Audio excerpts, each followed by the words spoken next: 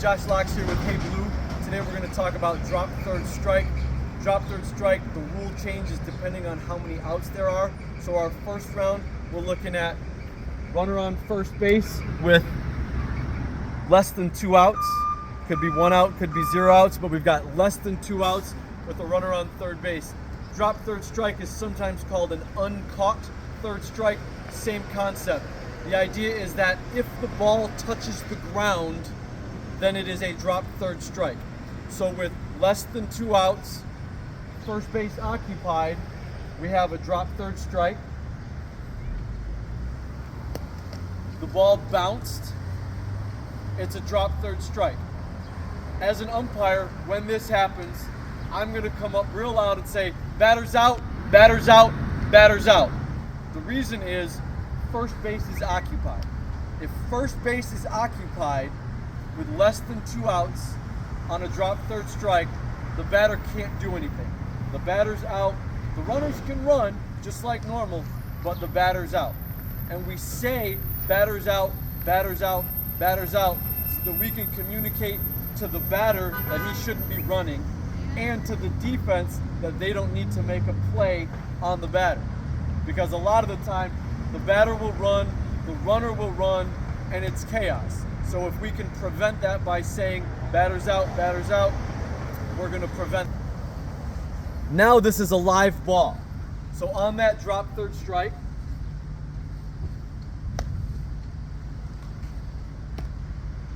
he drops the ball, right? He dropped the ball, it's a drop third strike. We are not gonna say anything, right? The batter is running, that runner on first is running. The defense has to make a play. I talked to several different umpires, people who work in the minors, people who work in the Northwoods leagues, people who have done the IHSA state championship, and they all have a different answer on the mechanic for what to do in this situation. So in this situation, you're not really supposed to say anything. The best thing you can do is give the safe signal when that happens. So that drop third strike occurs. Strike 3. So I'm demonstrating that the batter is safe. I call the strike, and now it's this motion to demonstrate that that batter is safe.